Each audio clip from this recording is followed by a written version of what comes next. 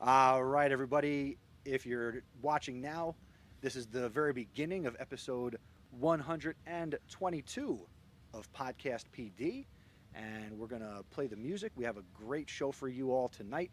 We're going to be talking with the awesome authors of Inclusive Learning 365, which is all about EdTech strategy or an EdTech strategy for every day of the year.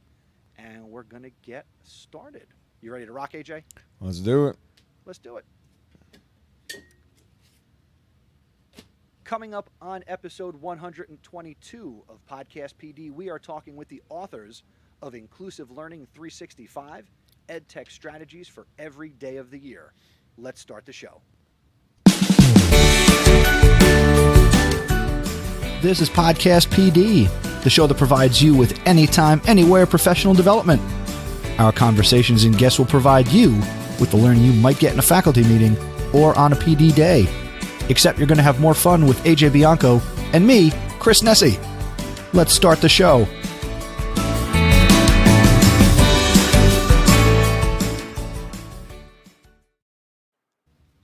What is up, Podcast PD people? It is Sunday, June 26th, 2022. My name is Chris Nessie, and I am joined as always by my podcast paisano, AJ Bianco. What's up, buddy? It's the wrong show for that one, Christopher. You are still my podcast paisano. It's true. So I'm just it's gonna true. roll with it. It is true. Hello out there, podcast world. It's good to be back recording. We got a great show for y'all tonight. So why don't we just get going, Chris? Talk to me. What's going on with your world? I had a great time yesterday. I went to one of my best friends in the whole world's world. So we got to celebrate your 40th birthday. Thank you. Let's keep shouting that out. Keep shouting it out. Hey, I'm 41, so whatever. It's true. All right, you win. Yes, we had a wonderful time. Played a little cornhole, played wiffle ball. Wait, time out. Yeah. I played cornhole. I don't know what you and your friends were trying to do. Win. Me and my friend just kept winning. Remember that? I was the guy who didn't leave the cornhole area. Yeah, you were fired up We were to heating win up. a meaningless game of cornhole in the Hey. backyard. It's competitive. Hey, but here's what was good. The weather was good. Beautiful. People got along with each other. True. And as we were driving home yesterday, I said to my wife, Caitlin, I said, you know, I haven't actually seen AJ in person since Ed Camp, New Jersey, 2019. 2019. Correct. That's the last time we embraced. And I wanted to throw you in the pool yesterday, You but sure did. your wife did not My play wife along. is a superstar. I appreciate that. But it was fun. It was great to hang out with you and the fam and some friends. Yeah, it was good. We'll do it again sometime soon. Absolutely, except you're going to come to my house, so I Yeah. don't have to drive an hour and a half. It's true. And then I'm going to get in the softball field with you, right? Absolutely. I That's pitched what we're gonna today. do. I baked. I was like a overstuffed Italian sausage cooking on the pitcher's mound. There you go. I like it.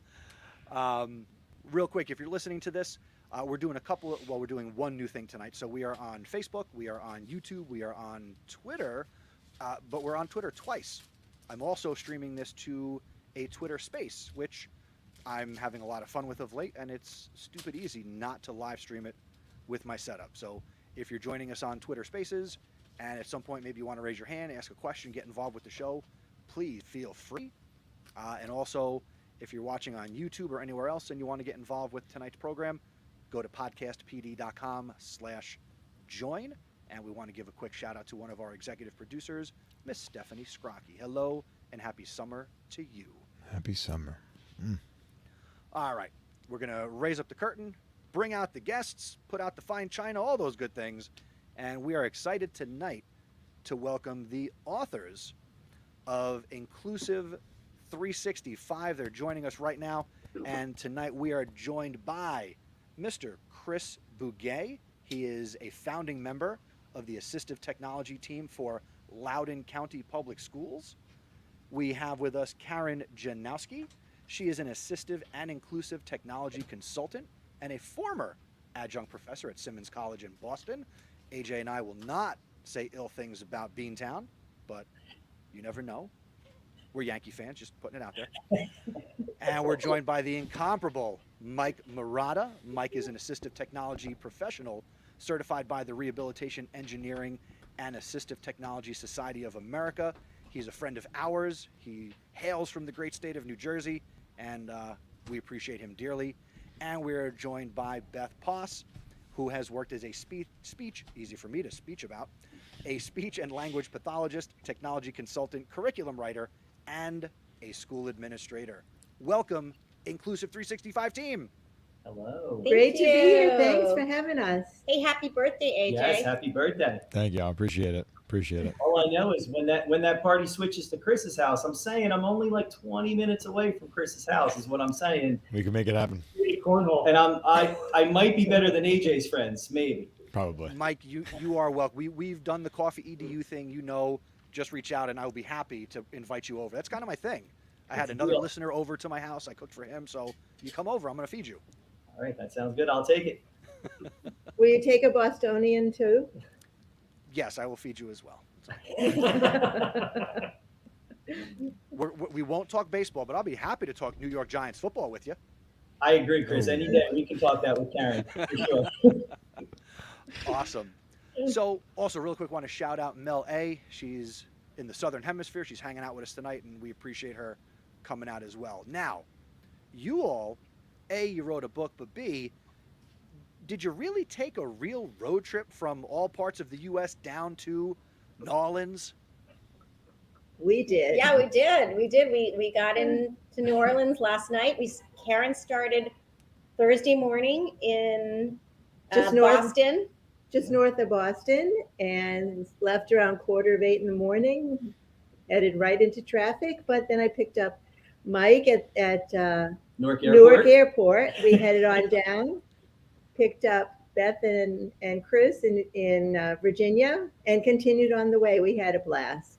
Stopped at so many fun places and made a lot of connections to inclusive learning along the way. Yeah, we stopped at Dinosaur Kingdom 2. Yeah, 2. That's critical. 2.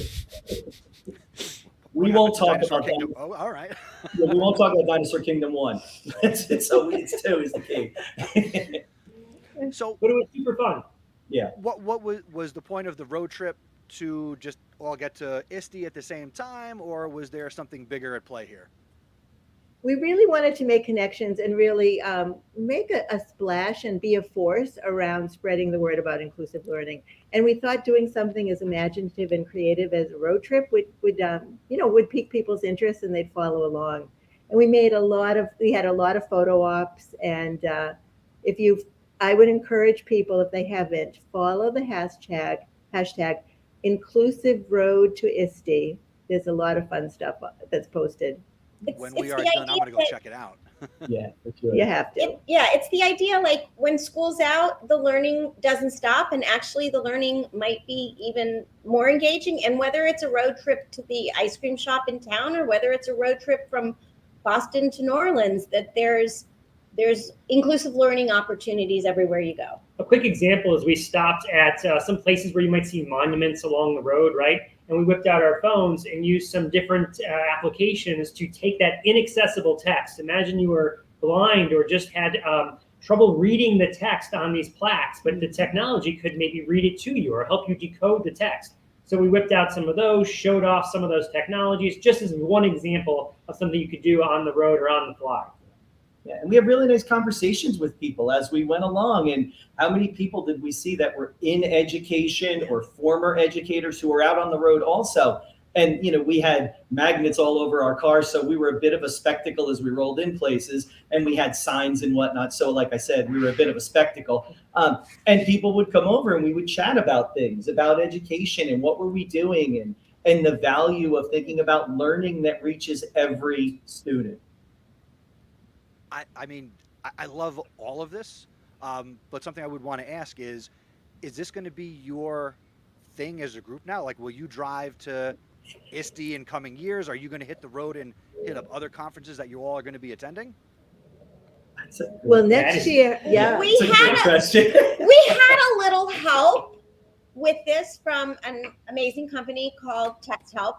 So, the answer is maybe if somebody wants to help us on a road trip. It was fun. It was things like we stopped at a falls and, falling for inclusive educational practices, right? It was as many puns as we could possibly get in there. We did. Yeah. The dad jokes were flowing just like the river at the waterfall. It was good stuff. And one of the things your audience might be wondering is, are they still friends after all that time in the car? And we absolutely are. I don't think people Yeah. who aren't Yeah, on the journey. Aren't we? Yes, and you know what? And it's always interesting. I think we're doing the road trip the right way in that this was a one-way road trip. We're all flying back. I'll just Yeah, we'll just leave the car on the side of the road somewhere and just fly home. Well, I think that hints at my next question was it a rental or did we abuse somebody's personal vehicle? It was a rental, so we could leave it on the side of the road. It's a rental car. You can do whatever you want. You leave it right on the side of the road. Yeah, jump some curves. Nice. Now, since you are all at ISTE and you are in New Orleans, what is your agenda for this week? What are you going to be doing all at ISTE? Well, today we just had an amazing session. It was actually Chris's session called Cards Against Exclusivity. And so if you've ever played Apples to Apples or Cards Against Humanity, it's very much that style. And we just literally grabbed people as they were walking by, got them to join teams. And then Chris has put together this amazing learning experience. And I'll let you describe maybe a smidge more about it. Yeah, so it's like people get in teams, they get cards that 5 cards, and there's the deck of cards that I created has over 300 different tools, resources, strategies. You get 5 random cards, and then a scenario goes up on the screen like pick a tool or resource that might help someone decode text, and then the next scenario might be compose thoughts or something that might help with math or whatever the case might be. One goes up at a time. The team picks from their 5 cards which one might match that scenario the best. And then the team of celebrity judges, which was Mike, Karen, and Beth, got to choose which card they thought best matched that scenario. And it was a lot of fun. A lot of people. There was one team, Karen. What was that team that they just met there at? Oh yeah, there was a team. Actually, there were a couple teams that they never met before, and they were collaborating and sharing. And at the end of it, they said, "We learned so much. This was so much fun." And it was just great to see how they were thinking. They were sharing their thoughts. It was really exciting to see. Yeah. But I think the real thing that was really exciting, besides just the Cards Against Exclusivity, which was first, is that the book is the first time it's been out in the place where a person can buy it off the shelf. Exactly. So getting a picture with all 4 authors right there is fantastic. Thank you, Chris. And watching people buy our book in the bookstore, it was like, it was a bit of a surreal experience. And it's good that you said people and not we saw one person buy our book. No, people. People. Yeah, we walked over. There was a line of people by the book, just kind of talking about it, flipping through it, and we're sort of standing behind them, going, "Oh my God, are they going to buy it? Do you have any questions?" I want to point out, Chris, not in a creepy way at all. Were we standing behind them? We were just kind of loitering silently behind them. And then was it like, "Oh wow"? Did you then stand there like? Do you recognize me? Like my picture's in the book you just bought. You hold your name badge up and you point to the book and then your name badge. And we did sign a couple books right at the checkout in the bookstore, which was pretty awesome. Nice. Now mine is not an autograph copy, but I won't complain about that. Chris, I'm telling you, that barbecue with cornhole, you can get at least one. Chris, it's growth mindset. It's not an autograph copy yet. Thank you. Okay, so why don't we dive into the book? Now, I could waste time and say, why did you write the book? But it's written. I'm glad it's out there. So we know that there was a need. I'm also not going to ask you guys about how did you write the book, because obviously you typed it up. So let's get into it.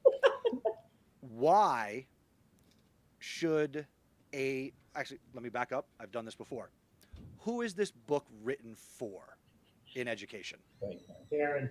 So Chris, let me ask you, have you ever encountered a situation where you're presenting instructional material or working with learners and it's just not working for whatever reason?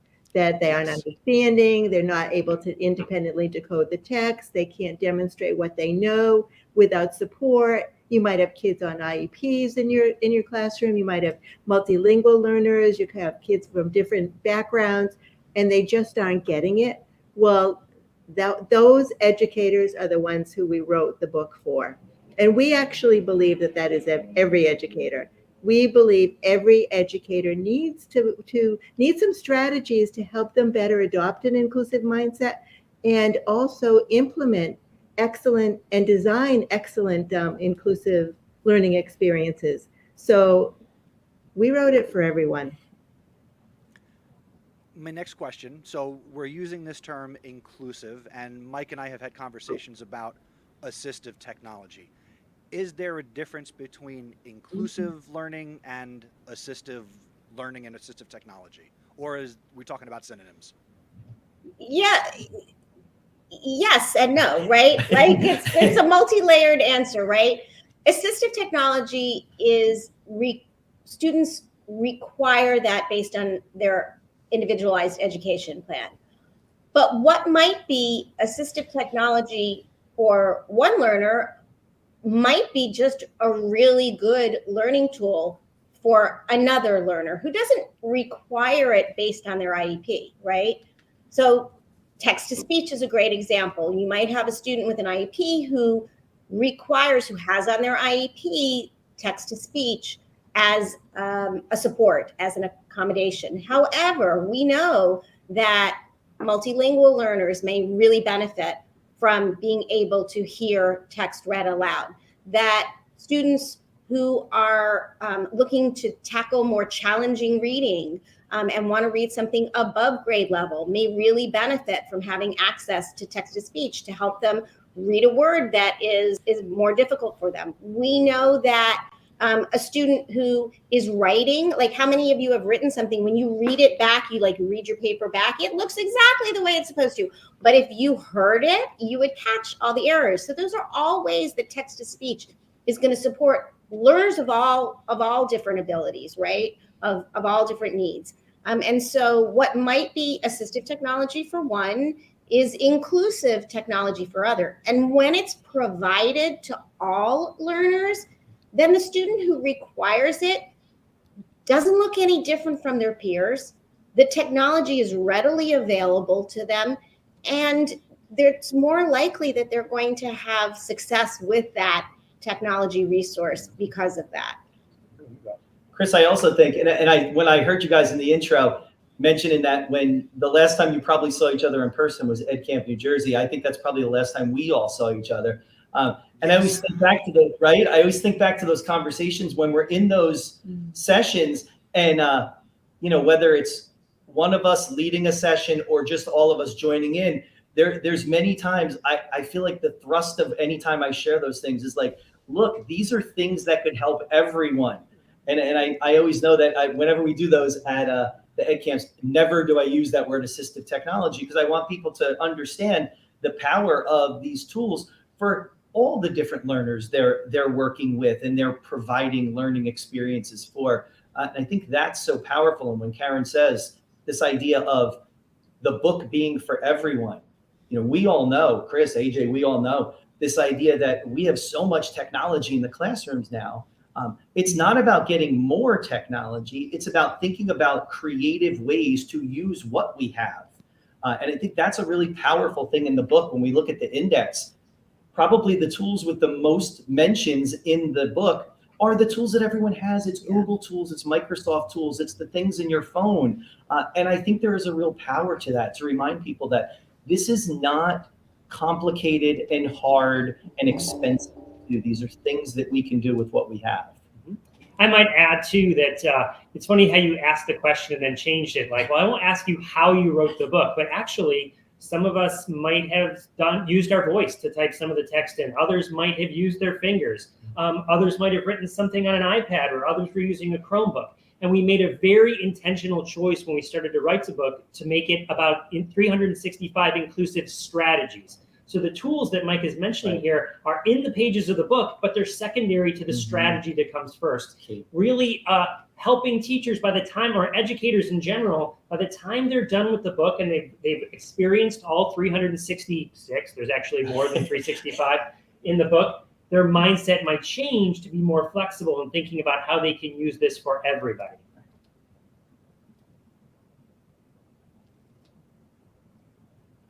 So I'm wondering, when we talk about the different ways to do this, right? How do we sell this to teachers? Because as we've seen technology shift and the mindset shift, and teachers are now kind of afraid of technology, overusing technology. They want to go back to their old ways. How do you sell this to the teachers who are saying, "Well, I have enough technology. I don't need all of this. This is just too much." What do you say to those folks? Oh, go ahead. You go. Go ahead. No, go ahead. I'll add. I was going to say, I need your glasses back, please. You're not allowed to use that technology, right? You don't go back, you go forward, and you use the technology. I think maybe one way to make it practical is to look at the accommodations that might already be in a student's or in a learner's IEP and use that as a roadmap for inclusion. So for instance, touch screens, right? 15 years ago, people who were focused on assistive technology, well, we put touchscreens on people's computers, and now it's something we all use. We used to do something called speech to text, right? With a specialized software that only some students get, and now everyone uses that on their phone. So advice we might give to an educator is just look at the accommodations on a student's IEP and use that to design for everybody. How can I make these accommodations just available to every person as an option? And it's also not about forcing a particular technology upon educators or learners. It's about offering choice. And so there might be a tool or a strategy that is appealing to one learner that is going to be different. My own daughter, she prefers to read a book, right? But my other daughter prefers to listen to text, right? She prefers to hear an audiobook.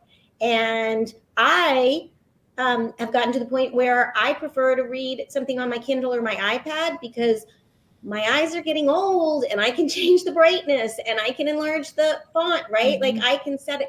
So we all can have that, right? When we provide choices and options, it's not like you must do this way. It's that there is multiple ways that learners can engage with the resources that they have available to them. And if we go back to, I'm going to let Karen, if we go back to Twatty, right? That's the way we've always done it. Has never worked. It's really time to change because one size never fit all. And AJ, to go back to your question too, I think one of the things, if we can encourage educators to reflect on their practice and to say, am I really reaching all of the learners in my learning situation, whether a classroom or whatever it is? Am I reaching all of them? And is there something that I can do that would be more effective? So I can replace something, a strategy, I can replace a less effective strategy with something that will reach more learners, because we have to recognize learner variability and acknowledge it and realize that, again, one size never fit all. I think the other thing to note about the book is what the book is not is a directory of 366 tools. Right. We want to focus on this idea of strategy. So I'm sure there is a set number of tools, but you guys have come up with some creative, inclusive ways that teachers can use the tools in their classrooms. So Chris, you get it. How can we impact more educators? You and AJ get it. How do you think, I mean, we discuss this all the time, and we absolutely believe that this should be in the hands of every educator. What do you think we need to do? Don't stop talking about this. We don't. Well, that's checked out. Mike might know, and AJ will know where this is coming from, but where is the Inclusive Learning podcast? Where, I mean, I'm not even going to say it's a daily show for 366 episodes, but if you did one episode for each of these and you did it weekly or every 2 weeks, you've got some more content out there, right? So the more ways, like you're saying, how we reach our students, there's more than one way to reach our kids in a lesson. There's more than one way to reach teachers worldwide with what you guys are passionate about and what we get and what a lot of people will get and understand. So my answer is always podcasting. Yeah. I like that. Yeah. I love that idea. Yeah. And the other thing that I thought of while you guys were, talking about this was one of the first things that Mike taught me, and this might go back to the conversation we had on House of Ed Tech a number of years ago, where assistive technology doesn't mean it's literally an app, some sort of electronic tool. It might be a rubber band, a pencil. It's not, doesn't have to have electricity running through it to help you learn. If it, I believe, and Mike, I'm going to put words in your mouth. If it helps you learn, it's assistive technology. And thinking about that idea, and that's like Chris said, how we kind of switched the mindset of let's not talk about more tools. You know, like AJ said, we have a bunch of stuff in the rooms already. I love being able to talk to someone who says, man, I just can't learn another thing. Okay. And I think we all have been very respectful of teachers and that kind of experience this past year. I get it. You can't learn another thing, but could you use something a little differently that you already know? And that's that power of the strategy versus the tool. When you say, I want to teach you 365 tools, that does not sound great for a lot of people. But if you say, I want to teach you some strategies that you could apply across the learning experiences, and maybe, and as you held the book up before, Chris, thank you. The way it's broken up is this is not a book you read from page 1 to page 365. This is something you can come in and out of as a need arises, and find a way to apply this information quickly to see real change in your practice. And I think also we don't have to always be the experts ourselves as the adults in the room. How about if we unleash some of these things on our learners and give them the opportunity? I worked with a learner last week. She's going to be a senior in high school. And I was so impressed because she taught herself from a TikTok video how to color code and label the Chrome tabs so she could group them. She has a significant executive function issues, but she taught herself that strategy of keeping herself organized. And as she completed assignments, she would close those tabs. And it was all she taught herself. And I said, can you please share with your peers, because this is really an awesome strategy for them to know about. And then this learner empowered herself, and then she could potentially empower her peers and take control of their own learning. You hear that, everybody? AJ, you can learn on TikTok. I was just about to say that too, Chris. That said it nicely, so I didn't say it. But yeah, how many people would we potentially interact with that said, no, I don't want to talk about TikTok at all. That's not appropriate. The story Karen described, it couldn't be more appropriate for a learner. That's a great example of using that. Let me also throw out the Inclusive 365 TikTok account that should exist, and you can throw out. If only we were driving home, we could get it really loaded up with a bunch of stuff.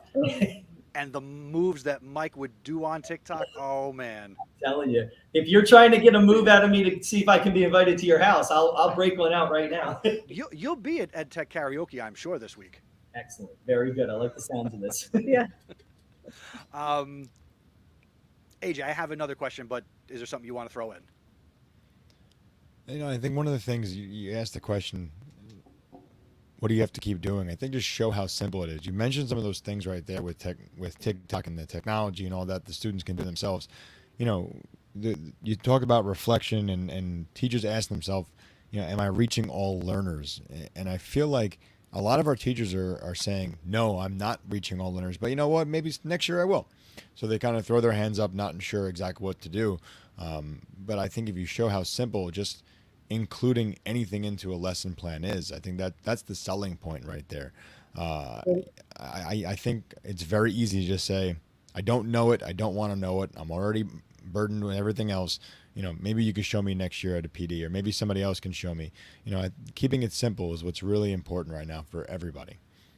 One of the things we stress is the idea of flexibility. Like if an educator needed to take a step in the direction of being more inclusive, it'd become more flexible. And one way to become more flexible is to actually physically change your learning environment. So if there's a way to just say, you know what, next year I'm going to have seats that are low, seats that are middle, and seats that are high. I'm going to invite people to have flexible learning spaces. Is there a lamp I can bring in that'll change the lighting? These are simple but very tangible things that someone could do. And once their learning space is more flexible, in the same way that maybe Beth was standing when she was writing the book and Karen was sitting and Mike was on his bed or whatever, and in fact, didn't that happen during emergency distance learning where people were all over the place and they learned from different places? Let's take that moving forward, not going back. And then the next thing people say is, okay, if I've made my environment more flexible, what else can I design what else about my learning experience can I design to be more flexible?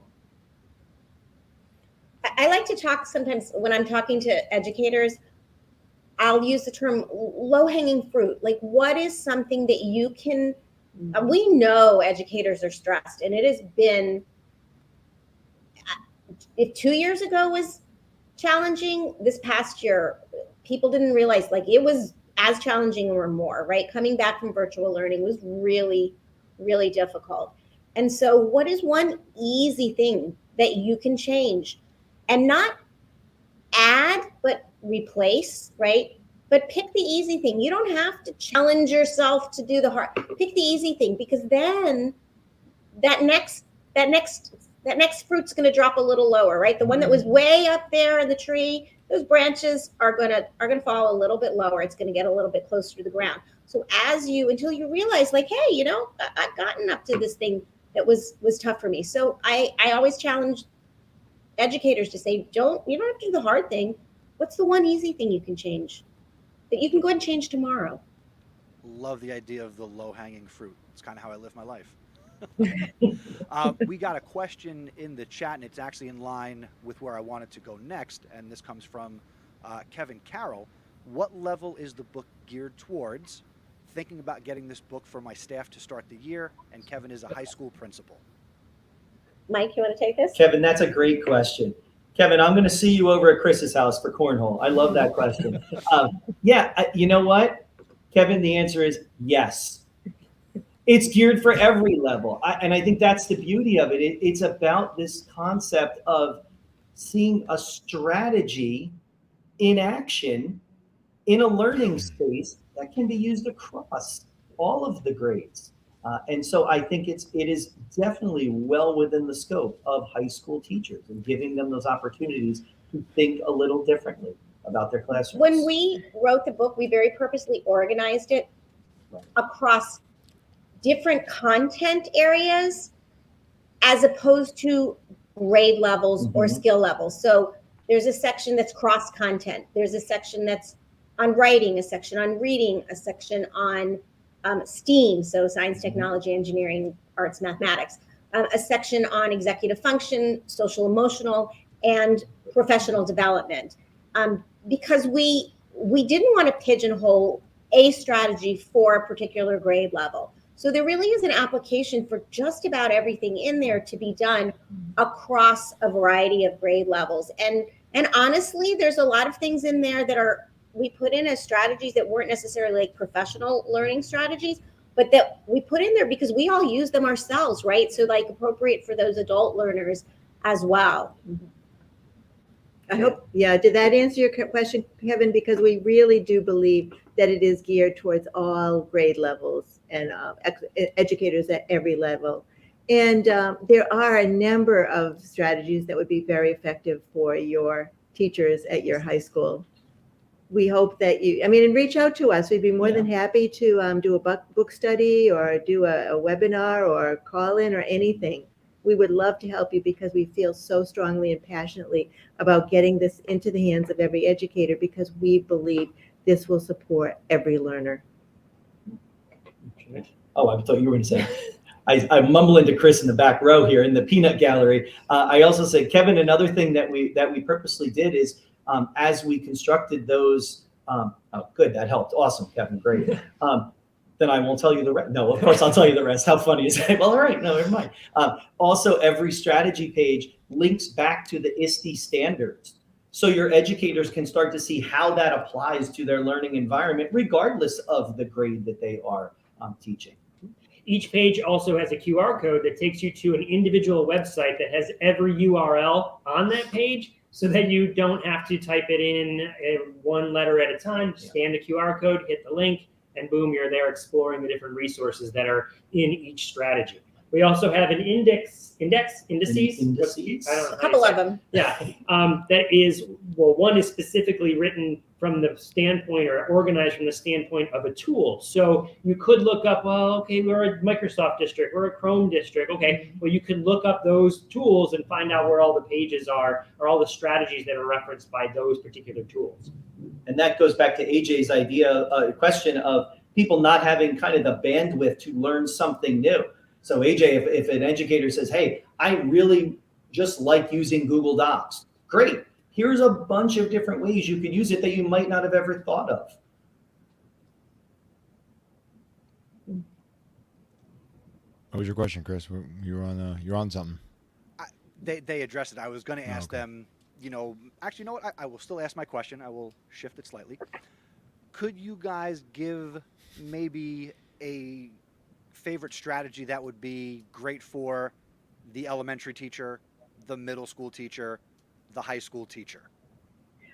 Well, what we always say, Chris, is it depends. It depends. What is it? Where is the challenge? And because you want to start, you have a starting place.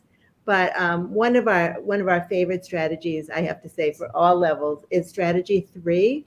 And what you're doing is how you are designing for inclusivity, and so it gives you a checklist. So that actually could work across all grade levels. But it really does depend. What is it? Where's the struggle for your learners? What do they need to be able to do that is challenging for them? So, what's Chris doing? We're searching for the book. We're like, Love this. Here's just to give an example. AJ, give us a number between 1 and 100. Give us a number between 1 and 365, and then you tell us what grade level it's for. All Ready? right, 16. 16. Seventh grade. Well, Wait, you tell Oh, us. I'm sorry. First we'll read it, and then you tell us what grade level it's Oh, for. gotcha. Sorry. So 16, you ready? It's called collaborative problem solving using virtual escape rooms. Okay, so could you do a virtual escape room at elementary level? Yes. Yeah, Could pretty you much. do it at middle school? Yes. Could you do it at high school? Yes. Could you do it as a homeschooler with your buddies that you got together in a homeschool environment? No, because homeschools are bad. No, I'm kidding. Yes. I'm kidding. Could you do it as a professional learning experience for adult learners? Yes. This is exactly the point that we're trying to get at with Kevin's question, is that it's not based on grade level, is that the strategies work for anybody. Chris, your turn. Give us a page number. 122. 122 puts us. Oh my! That was impressive. That's That was impressive. amazing. Okay, this is summarizing text to support comprehension. Anyone want to take a stab at describing what that is? Karen. Summarizing text to support comprehension. So imagine you take TLDR, right? Have you heard of TLDR? You know what that means? Mm-hmm. Can you shorten it more? Nice. I love these guys. That's nice. Yeah. Yeah, if you don't know what it means too long, didn't read, right? So we take this long block of text, we're going to listen to it. We're going to use another strategy. We're going to listen to that long block of text. So we're not eliminating large vocabulary words. But then when we're going to decode those, we go over here and we summarize it to a smaller point so we can still read with our eyes but listen with our ears. thanks, Stephanie. Yeah, 3rd and 4th graders love escape rooms. Yeah, for sure. And it's not to say that there aren't some strategies. We've got some strategies like creating art using Desmos. Your average kindergartner probably would be a little bit challenged by using that particular tool to create art. Mm-hmm. We've got another strategy about using that's called ABC brainstorming, and it's the idea of brainstorming vocabulary based on to expand vocabulary that you might be using for writing, etc. Letters under A, B, C. You might or might not do that at a high school level, maybe with more challenges. So it's not to say that every single strategy you would use equally across, but that the majority of the strategies in here are things that you could use truly at any grade level and to support learners with a wide variety of needs.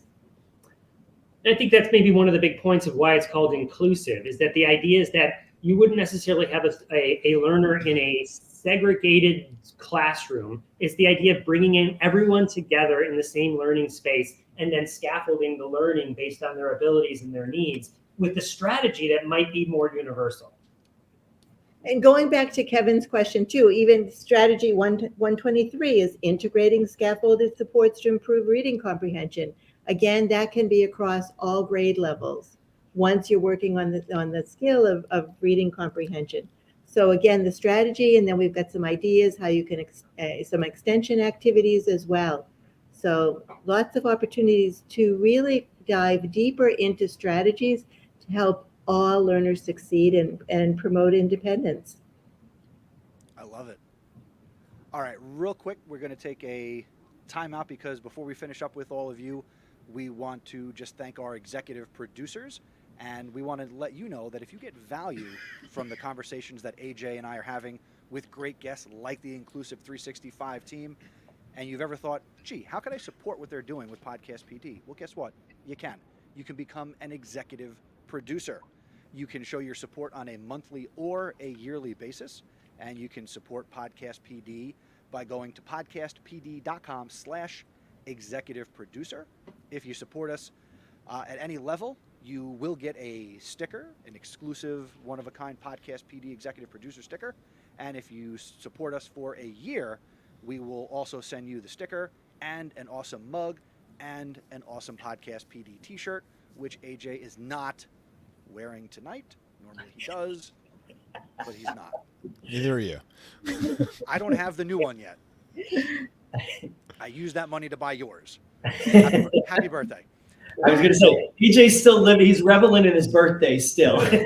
Had the shirt for 3 months now, so early birthday present, I guess. True, yes. So if you want to support the show and you like what we're doing, go to podcastpd.com/executive producer. And thank you to Holly Landez, Sandy Hartman, and Stephanie Scrocky, who's here with us tonight. All right. My final question is, as I drop stuff off the desk, so the book has 366 as you spoiled. How many strategies didn't make it into the book? Because I imagine there's more. That's a great question. Like, is there a part 2 coming? We've been collecting things for part 2. I'm a Post-it note person, and I have. So it's going to be a much smaller book. No, I have a wall. That I get an idea for a strategy, and I write on a Post-it note, and I stick it on that wall, and the wall is getting crowded.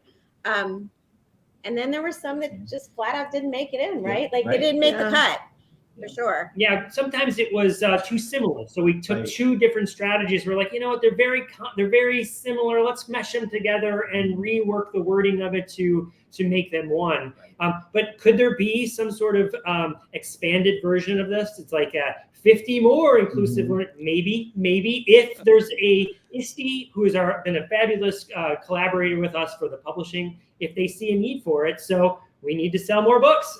Yeah. And the other thing too is if there are strategies that educators believe need to be in there and they see that they aren't, we're always looking for, new ideas, and we can come out with the next version. And actually on our website, so Inclusive 365, like get your right website, Beth. Inclusive365.com. There's actually a place where you can add your own strategies, that we are crowdsourcing strategies from. And so you're welcome. Thank you so much. So you're more than welcome to go and add your own ideas. While you're there, you're at inclusive365.com for a short time, just a short time only, we're doing something called the Wonderfully Inclusive Scavenger Hunt, or also known as Wish. So this is an event we put together in conjunction with the Inclusive Learning Playground, which is happening here at ISTE, where it's a scavenger hunt where you can go out and create some artifacts, and you can win some fabulous prizes. And you can learn all about that over at inclusive365.com. And it's for ISTE participants and those that are not at ISTE. Hashtag not at ISTE. Just participating. If you complete one artifact, you're going to be in the running to win some fabulous prizes. People love prizes. I Yeah, cannot people love argue with prizes. that. People love prizes. AJ, any last thoughts? No, I think they were spot on with a lot of it. I think it was very helpful, and I think everybody out there should go get the books. They can kind of see what they can dig into for the new year. Nice. Now, we're on our website at podcastpd.com/122. We're going to have links to the book and all of your socials. But for people who might not make it to our website, what's the best way they can connect with all of you collectively and individually? Go to inclusive365.com and you'll find all of our information there. That's probably the easiest way to find all of our information. It has our social media and all of that as well. Yep. And we have a Twitter account, Instagram, Facebook, where we're all, but we don't have TikTok, like you said, Or a podcast. or a That's right. podcast. I mean, it's Yeah. food for thought. I think That's it. this will be part of our Okay. discussion later this evening over dinner. We got a list of things to do now. All right.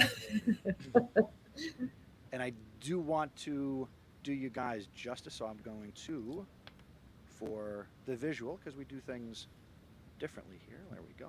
I'm pretty sure that's the right website. There we go. There you go. Thank you. So There the you go. hashtag Inclusive Road to ISTE. Wish, get your copy. That's the most important link on the website.